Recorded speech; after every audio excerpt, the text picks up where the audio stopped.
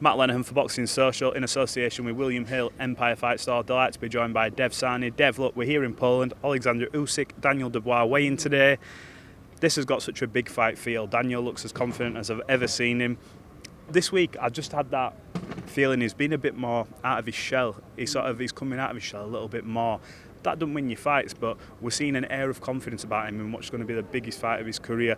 How have you found the week and what do you make of this? It's a huge fight. Yeah, you say he's coming out of his shell. I agree with that. He has gone from a kid, essentially, who suddenly turned pro live on BT Sport as one of BT Sport's flagship new fighters. He was shy. He had cameras in front of him. He didn't know what to do. He'd clam up sometimes. Not used to that. Now he's 25 years old. He's somewhat more seasoned now. He knows what to expect. And it's been good to see him come out of his shell. And as you rightly pointed out, Matt, up there on the weigh-in, they was asking him questions afterwards. He didn't answer any questions, right? He said what he wanted to say. And I think that must have been like a Bible scripture or something like that. And my understanding is when he was up in those Spanish mountains at altitude, those nights just in his room, he's there reading the Bible. They are a team of faith. He is a man of faith. His father is here. His family is here. Don Charles is a man of faith. And they all have faith and they all believe that something very, very upsetting for Oleksandr Usyk will happen on Saturday night. I'm really enjoying the fight week. I'm loving Poland and I think, mate, it is roasting. To be fair, like I've seen other people wear like the grey t-shirts and stuff where it's just like all like under the armpits, like the water starts coming out, sweat, horrendous. So I've gone for a thicker t-shirt, but I'm getting the rewards. Well, I'm pleased for you there, mate. In terms of how he wins this fight, I think, I don't want to say it's no secret, but I think the main line of this is that he needs to rough Oleksandr Usyk up, like they said before the AJ fight, and the Chisora, you need to get on the inside, show that you're the heavyweight in there, and impose your size. And Daniel is, for a heavyweight, very heavy-handed. We know heavyweights hit hard anyway, but he's particularly powerful. Yeah. Is this, in his mind, do you think, a 5-round fight? Them first 5 rounds has to be, blood and thunder kind of thing? I hope so, and I would imagine so. I can't imagine that their tactic is to try to outbox Oleksandr Usyk over 12 rounds or take him into deep water and drown him. He lives in deep water. He's fine there. He can chill there.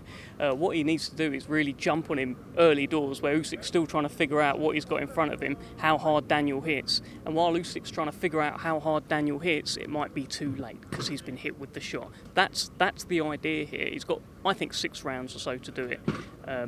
And yeah, again, if we start seeing 7, 8, 9 being held up by the ring card girls, it's probably not a good sign for Daniel Dubois.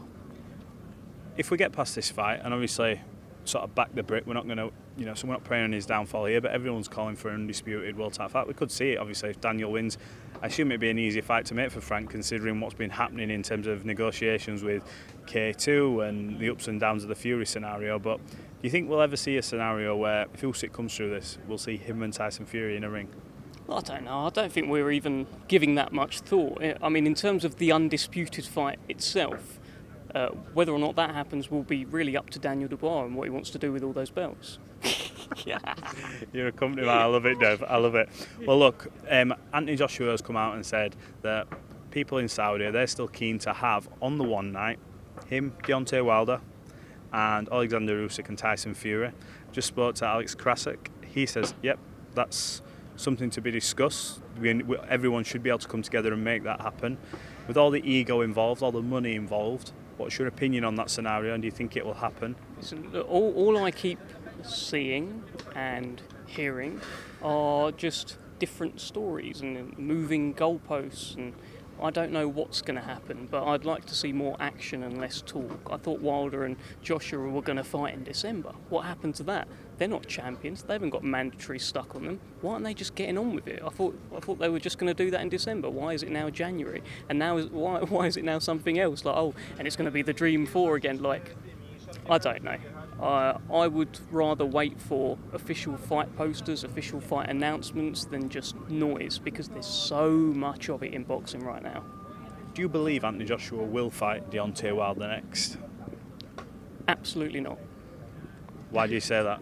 Look, I think the people around him will try to steer him away from that fight. And here's the other thing, right? Say the Saudi money disappears for December or January, and actually there isn't anything. There isn't a pot of gold there, and it was all, it wasn't real. What if that's the case? Will they then try to do the fight at Wembley Stadium? Which they could. I think they'd sell out Wembley Stadium. Why is there not talk about that? So, by the way, if we can't do it at Saudi, we'll do it at Wembley. There's not talk about that because they want the maximum possible money for that dangerous fight, and that money may not even exist. I don't think it will be next. I think it ever happens? Maybe when they age him out. Wilder's what, 38? Age, Wilder. Yeah. Look, Wilder will take that fight in a heartbeat. He's wanted it this whole time. Do you remember, Matt? Honestly, mate, I've been following this whole thing from about 5 years ago when the negotiations were forensically following all this stuff, and I don't forget stuff, right?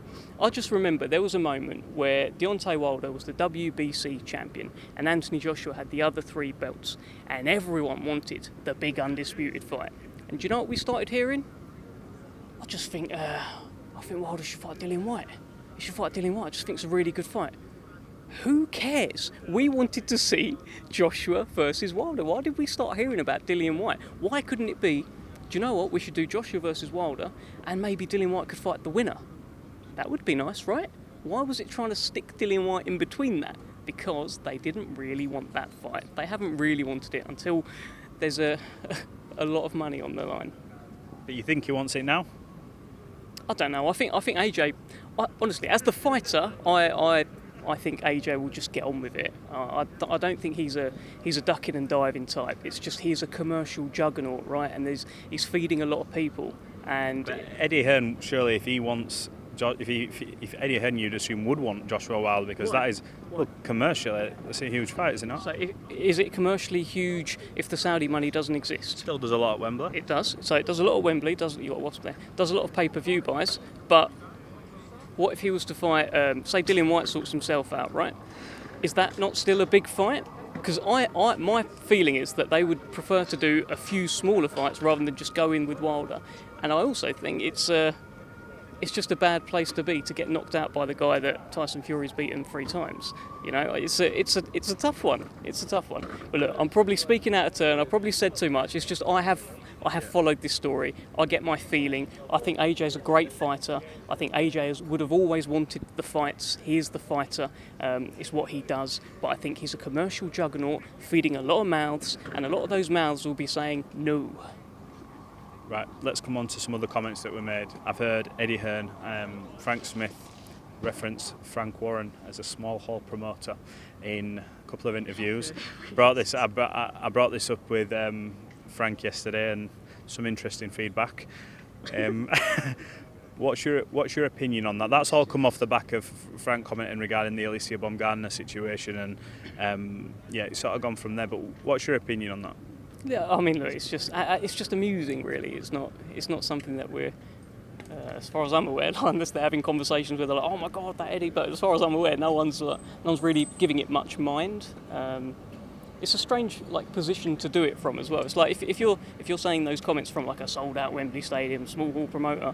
Okay, all right, but if you're doing it from sort of like a curtained-off Birmingham arena, it doesn't really work, does it? It just doesn't feel like a good barb to make. But look, they are promoters. Promoters fire shots, and it's all part of the pantomime, part of the fun. Why we love this game. Do you think we'll ever see a scenario where Eddie and Frank maybe sit down, whether it's in person or whether it's on a TalkSport scenario, where people can mediate and sort of go through things and say, look, what do you think about X, Y, and Z? Because before COVID, there was a talk of meeting up for lunch and ironing out loads of fights. Do you think we're ever going to get to that point? I doubt it, mate. I mean, look, Frank tried to get on the radio the other day, didn't he? When Eddie was on Simon Jordan, and he was told he couldn't get on. Imagine what radio that would have been, because the thing, numbers would have gone up, wouldn't they? As well? I'd love to see it. I just don't, because I think it would actually be a very good battle back and forth. Eddie's quite razor sharp with his wit and his comedic timing and stuff, and Frank just sticks it right on you, and he can get you. And he'll if you're found wanting anyway, if you haven't done a camp properly, he'll find you out. He'll take you into deep water and drown you. But I don't know. Eddie's got better, so it'd be a good little scrap. Well, look, Dev, we're looking forward to this fight tomorrow night. It's a huge fight in the heavyweight division. Although Daniel's coming into this as an underdog, this is heavyweight boxing, and he is the natural heavyweight. You got a message sort of for people who thinking about tuning in and not decided yet? Why should they tune in and watch this fight? Honestly, he's such a nice kid. Daniel Dubois is such a nice kid. He's 25 years old. Throughout his life, all he has known is boxing. Like since he was just tiny, he's just been hitting things. He's been hitting his dad holding pads. He's been going around all the gyms in London, and he, as far as I'm aware, he doesn't really have any hobbies. I don't think he's a particularly social guy. This is everything for Daniel Dubois, and I just feel like there's a chance here for a new British hero to be born. We started to see him come out of his shell more and more, and I think there's a really, really nice guy in there. Almost in the Frank Bruno mould, and I think this could be his Frank Bruno moment, so get behind him. Absolutely. Look, it's been live on TNT Sport. We're looking for box office, TNT Sport box office. We're looking forward to seeing it. Dev, appreciate your time as always. We'll catch up after the fight. No problem, my friend. See you later. And good line about he said what he wanted to say. Very good. Well done. Cheers.